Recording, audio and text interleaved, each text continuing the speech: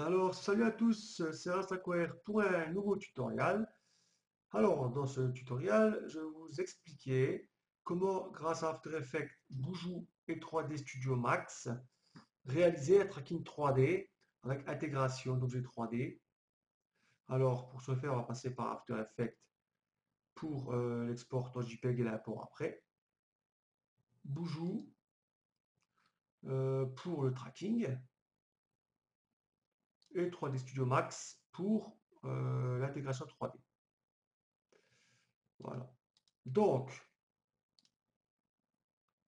ok, comme ça. Et je ferme. Voilà. On va déjà chercher notre scène à traiter, notre rush plutôt. Voilà. Ici, je vais prendre celui-ci.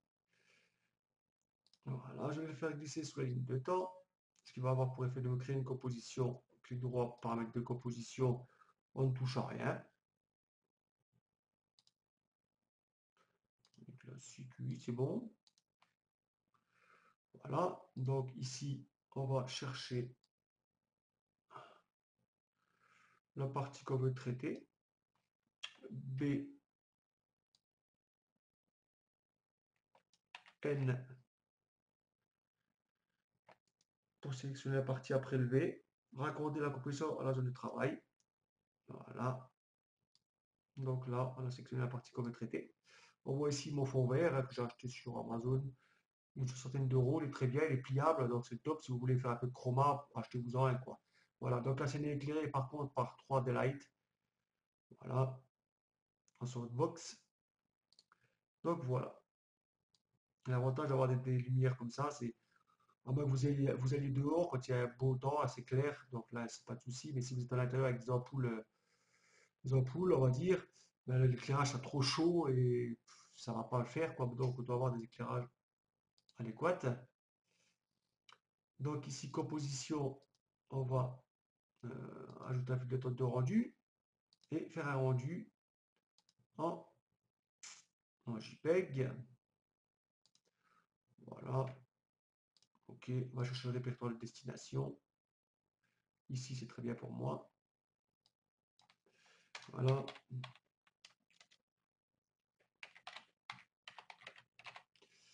Voilà. J'enregistre et je fais mon rendu.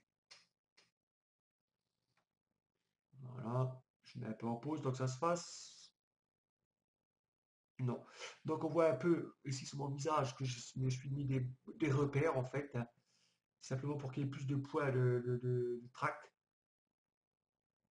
Ça permet d'avoir quand même à la fin un résultat un peu plus propre, on va dire, hein.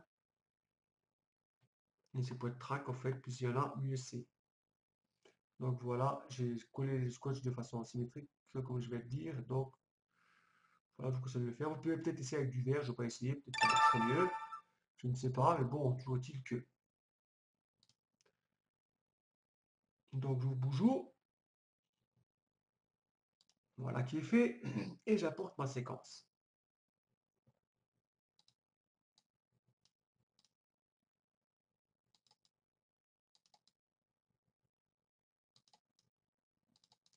Je sélectionne ma première image, je fais Open, ou bien je double-clique dessus, ce qui donne le même résultat, et OK. Voilà, on a notre séquence que l'on a prélevée, notre rush. Alors, Z pour zoomer, Z pour dézoomer. Ce qu'on va faire maintenant, parce que j'ai envie que de traquer mon visage, donc pour ce faire, on va devoir appliquer un masque ici, un des polygones basé masque, et on va tracer autour de la tête un masque.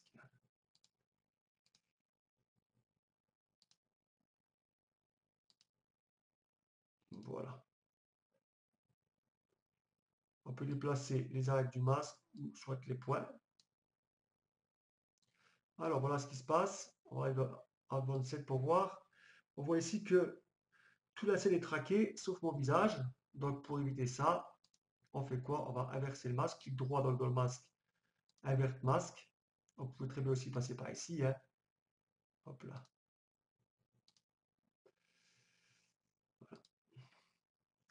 Notre masque étant inversé, on vérifie. Vous voyez maintenant que c'est bien mon visage, dans l'aperçu ici, qui est pris en compte. On va ici augmenter la sensitivité. Voilà.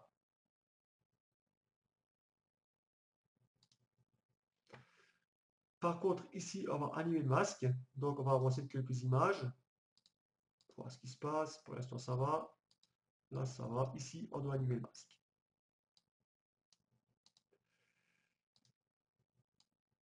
Voilà. Voilà.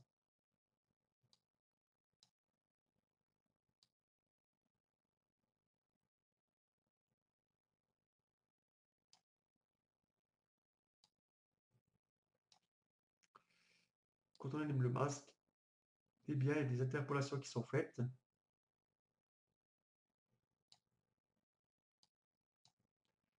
Des clés, précisément, d'interpolation que l'on va voir ici. Voilà, on voit les petites clés qui ont été créées.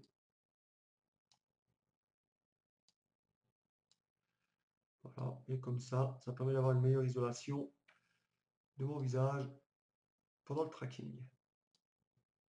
Surtout pour le fin, pour le rendu.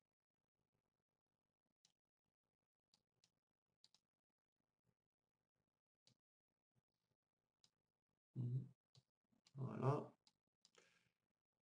nickel.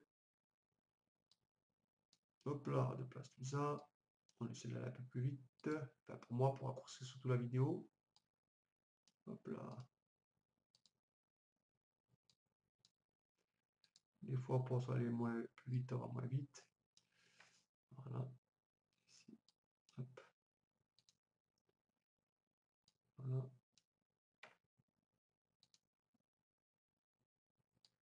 Et puis voilà, on va laisser ça comme ça. Voilà. Impeccable. Donc maintenant, on va faire le track feature. Donc sensitivité, on l'a augmenté. Ok, on fait start. Voilà ce qui se passe. On voit que des points sont créés avec les trajectoires derrière. Les points sont en rouge, les trajectoires en jaune. Donc le tracking se fait gentiment. Je mets en pause donc ça se passe et je vous reprends. Donc voilà, notre petit tracking est fait.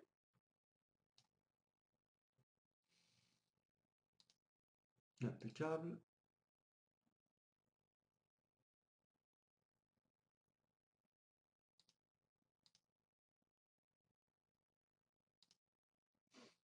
Voilà, une fois que notre tracking est fait, on va faire la caméra solve. On va cocher ici optimise caméra path smoothness, qui pourrait se traduire par optimisation du chemin de la caméra par lissage. Voilà ce qui se fait. Je me repose donc ça se passe, hein, gentiment. Donc voilà le caméra solve qui est fini. Impeccable. On voit l'utilité un peu du scotch quand même, hein. On voit que là où il n'y a pas de scotch, et ben, les points, il n'y en a pas beaucoup, hein. Donc voilà. On va passer en vue 3D. Grâce à la touche majuscule gauche enfoncée, on peut, avec un clic de souris, voir nos points, tous nos points, et puis à peu près ce que ça donne, hein. On voit ici derrière, ici, là, voilà notre caméra qui bouge et qui fait notre tracking. Voilà. Donc le but de la manœuvre ici, c'est de sélectionner tous nos points.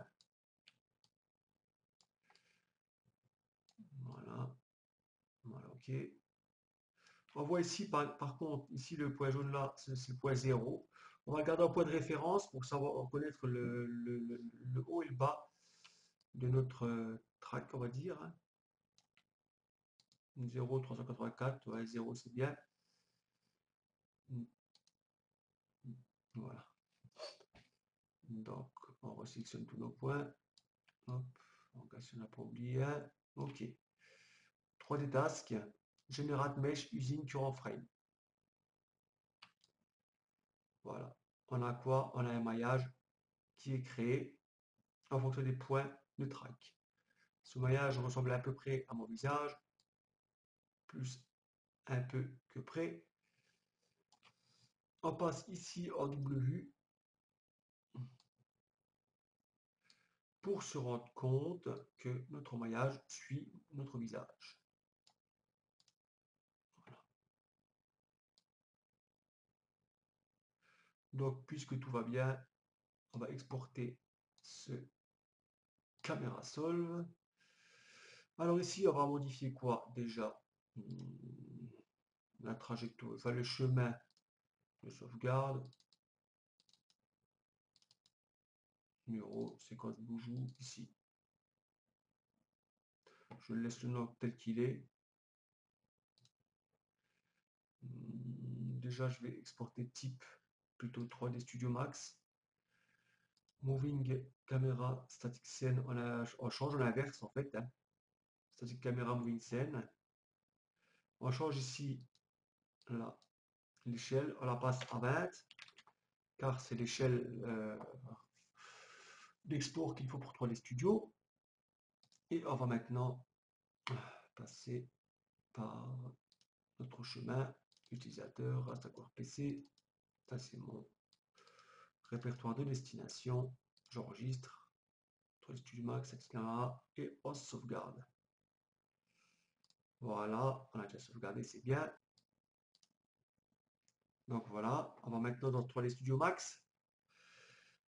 Alternative W pour basculer la vue. Voilà. Un peu comme ça, par alternative W, basculer la vue, plein écran, 4 vues, comme on a envie. Voilà. Add script, exécuter script, et on va chercher notre script. Ici. Le voilà sauvegardé. Voilà. Z pour zoomer la section active. On voit ici que, hop, alternative W, tout va bien. Le tracking se fait.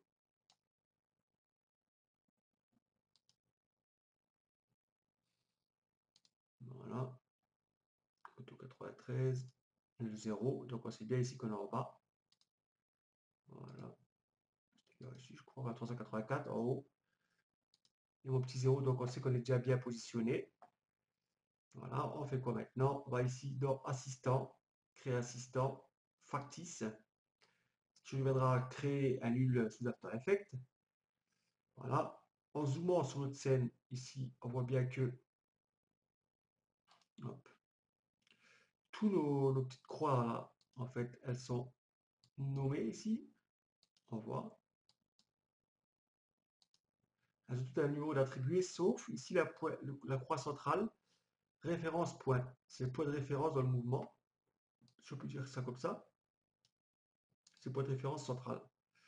Le but ici, ça va être ici, on resélectionne notre factice et ici, aligner. On va l'aligner avec le point de référence central. Voilà. Alors, ici, position X, on enclenche.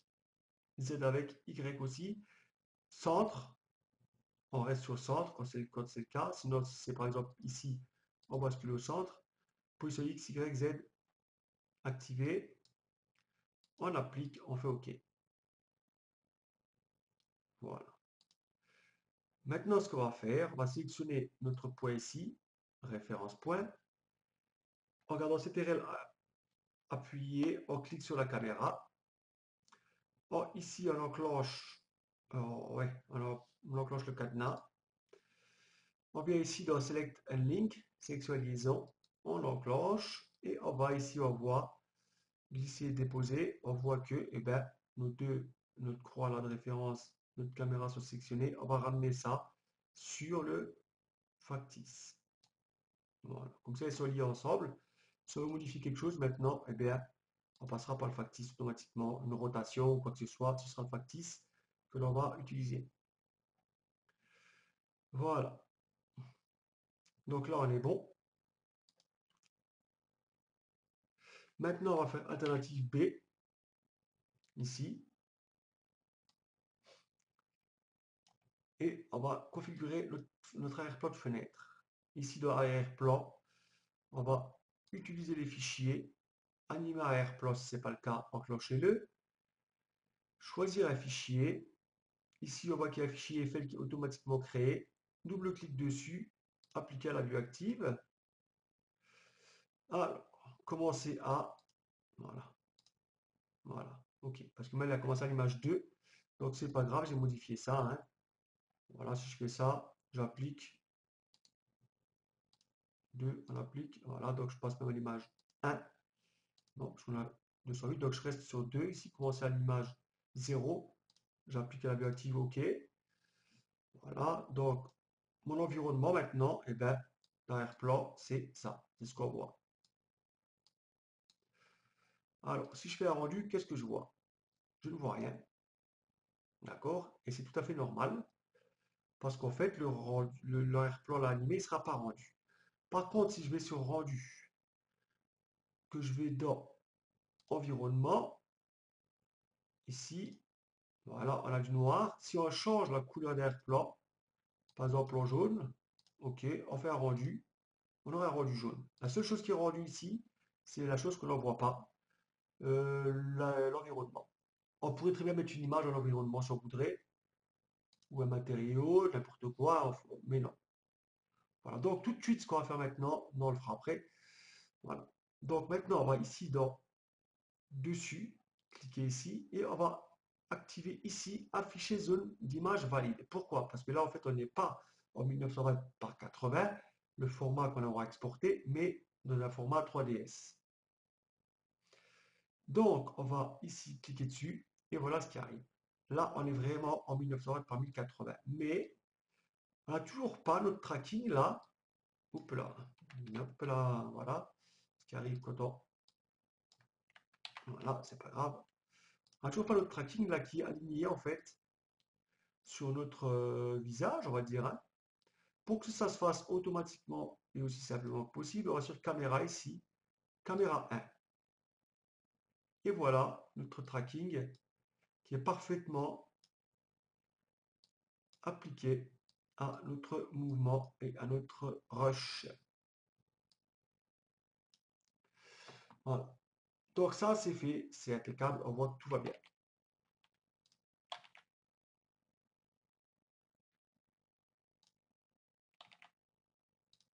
Voilà, donc maintenant, l'objet que l'on veut, en fait, traquer, en fait, appliquer au tracking là, ce qu'on va faire, on va aller le chercher. Alors, importer, fusionner.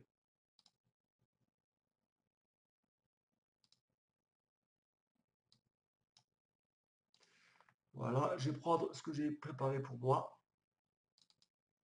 Voilà, hop là, j'ai tout collé. Enfin bref, c'est ok. Je prépare une petite tête comme ça. Ma tête, qu'est-ce que je vais pouvoir faire avec? Peut-être la couper. Oh mon Dieu, il a coupé la tête. Hop là.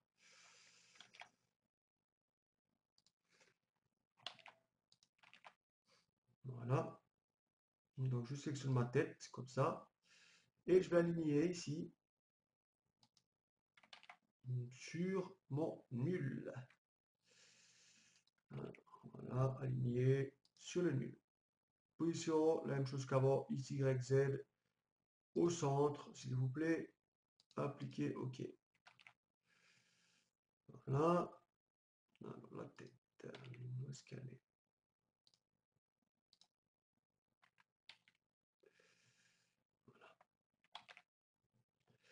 Alors, cette tête, on va lui faire une rotation.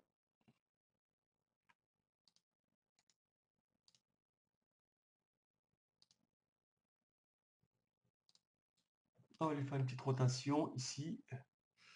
On va passer en vue. Alternative W, filaire, réaliste. Et comme ça, on va lui faire une petite rotation de accrochage à l'angle. On va passer à 90 degrés.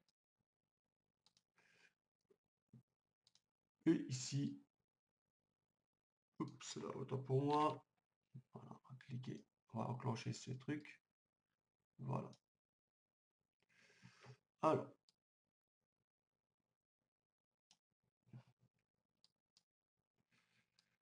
voilà, et on l'a positionné. On va faire une petite rotation. On va désactiver ça. Faire une petite rotation vers la droite pour placer à peu près quelque part ici ma tête en fonction de la position de la tête que j'ai à la base. Voilà. En gros, c'est ça. Voilà. Alors, échelle uniforme.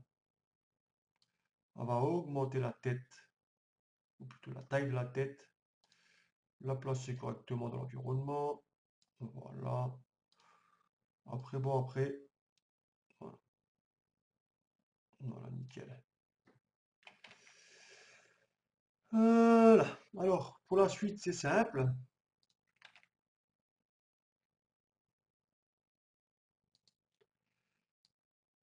Hop là. Hop. On va, eh ben, on va même zoomer un peu plus, voilà. Et sélectionner notre tête d'Iron Man. Prendre Select and Link. Donc, sélectionner et liaison. Et on va lier la tête à une de nos croix. Voilà. Et voilà, on a ici notre tête qui bouge parfaitement bien en fonction de notre rush. On va peut-être la déplacer un petit peu. Est-ce que je peux ou pas? Je ne sais pas, mais on va le faire quand même. Voilà, ça fonctionne bien. Voilà, après on pourra, c'est pas grave si on voit pas, si on voit un peu mes oreilles par exemple, c'est pas un souci. Voilà donc nickel. Ceci fait, on va aller dans rendu, environnement, et on va modifier la couleur de l'environnement. Ici, un vert s'impose, ok. On voit pourquoi. Voilà.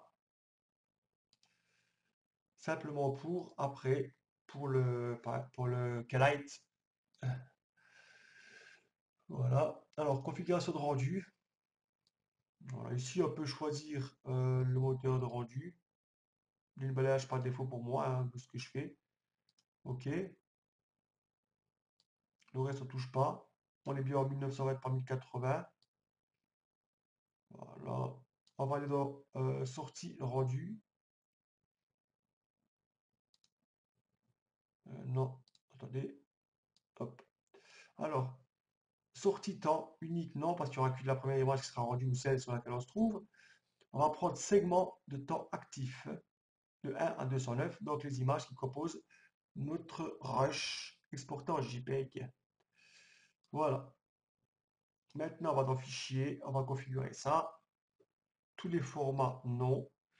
Je vais sortir ça en AVI personnellement. Bureau, sortie Terminator. Je sais pas pourquoi j'ai marqué ça, mais bon, c'est pas grave. Alors, Iron Max. Voilà. MPEG compressor. C'est très bien pour moi. À 100% optimal. OK. J'enregistre et je vois mon rendu. Voilà. Toutes les images vont être rendues une derrière l'autre. Voilà. Image ici, on voit, hein. Ça va assez vite. Voilà. Donc je me surpose le temps que le rendu se fasse avec mon beau fond vert là. Le fond chroma key là, il est vraiment uniforme. C'est nickel. Donc je vous reprends derrière. Voilà, le rendu est fini. Impeccable. Jusque-là, tout va bien. On va chercher. Voilà. Où ça se trouve ça? Voilà. Notre sortie max en AVI. Voilà, tout est parfait. Alors, on fait quoi maintenant? Eh bien, on va dans After Effects. sur notre première image. Voilà, c'était RLI et on va chercher notre sortie, séquence, sortie Terminator. Voilà. Et on le glisse au-dessus de notre compo. On peut faire T, opacité, la réduire pour voir ce que ça donne.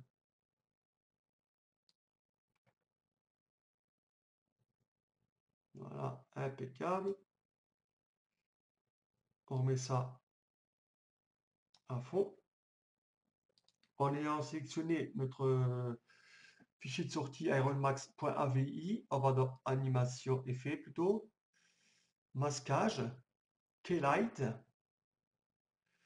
et on va ici avec la pipette cliquer dans notre verre. Voilà. On voit qu'il y a un truc qui se passe, c'est que, eh bien, on a un peu du masque qui a disparu. Pourquoi? Parce que la couleur là, l'avant du masque doit y avoir du vert dedans. Un petit peu en tout cas, mais vraiment une quantité infime. Donc ici, final résultat, on va le basculer en ScreenMate. Et ici dans ScreenMate, on va non pas clipper le black, mais clip white en négatif. Voilà un petit peu, c'est pas la peine d'aller trop loin, hein. On regarde, on peut remonter un peu si on veut. Voilà, on voit que ça commence à apparaître ici. Donc on redescend. On va chercher la valeur la plus proche. Voilà, 87 pour moi, ça paraît bien, je descends à 86. Clip rollback en dessous, je vais augmenter un petit peu. Voilà, ça fait un petit lissage. Impeccable. Donc maintenant dans ScreenMate, on va dans Final Result. Ça, c'est très bien. Enfin, à mon sens, hein. Voilà, bon maintenant qu'on a ça, on sait que tout va bien, tout fonctionne bien, hein. Ouais, tout fonctionne bien. Voilà. On peut faire une preview si on veut.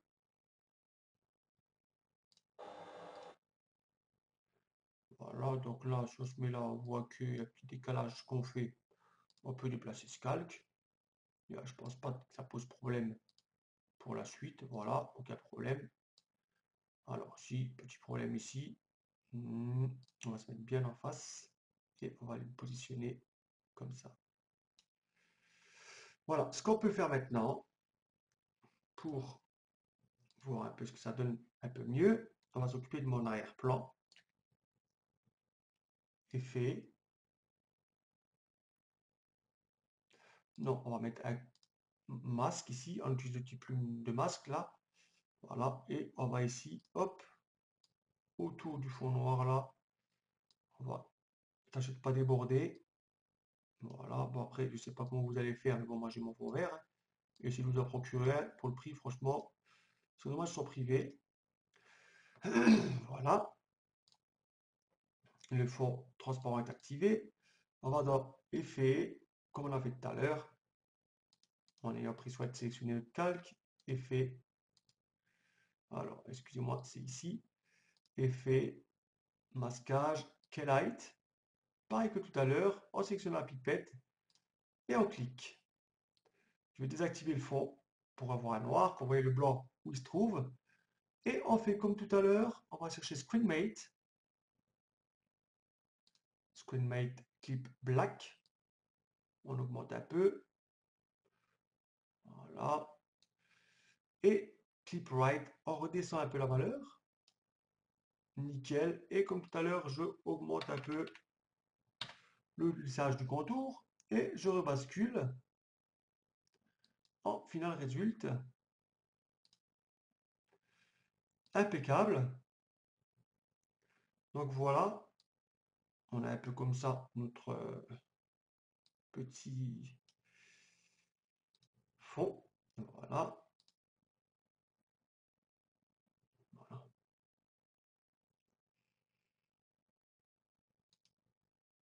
Maintenant, sur mon fond, ici, je vais créer un masque. Simplement, mais vraiment simplement, pour faire en fait disparaître mes oreilles. Voilà, je pense que ça ne sortira pas. Nickel. Peut-être ici déplacer un petit peu, l'élargir, voilà. Alors, le masque là ici, donc masque 2, non. On va aller sur addition et on va prendre soustraction. Voilà, nickel. Et on fera apparaître notre tête ici. Voilà. Donc c'était I. Je vais me chercher un petit fond comme ça pour que vous voyez un peu ce que ça donne. Ce que je peux mettre tiens, là, hop. Allez, voilà, le tuto arrive à sa fin. Donc voilà. Voilà ce qu'on a. Après, vous pouvez faire ce que vous voulez, jouer sur la correction colorimétrique. C'est vous qui voyez par la suite. Donc je vais faire un pré-bureau pour que vous voyez un peu où est-ce que ça se situe. On voit bien que tout se passe très bien. Le tracking du visage a été parfaitement réalisé.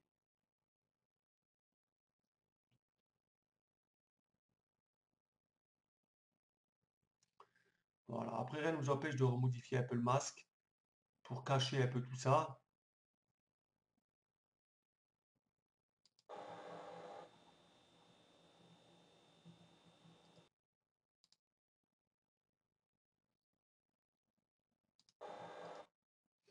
Alors, ce qu'on a là, je vois un petit bug là, et ça, j'aime pas les bugs. Alors, CTRL Z, Iron, je la replace comme ça. On va voir ce que ça fait. Donc non, on va la squaller, ça ira plus vite. Et la repositionner. Voilà. Et voilà. Impeccable. Donc maintenant, vous savez faire un track. Quelle belle tête que j'ai là. Un joli track sous After Effects, Boujou et 3ds Max. Donc voici le tuto qui touche à sa fin au bout de 32 minutes. Donc je pense que ça suffira pour vous, pour avoir à peu près saisi. J'espère que j'étais assez clair en tout cas. Donc je vous remercie de m'avoir suivi sur ce tutoriel. Et je vous souhaite eh bien, bon exercice et à plus tard ou à plus dans un nouveau tutoriel avec Rastaquare. Allez, bisous et à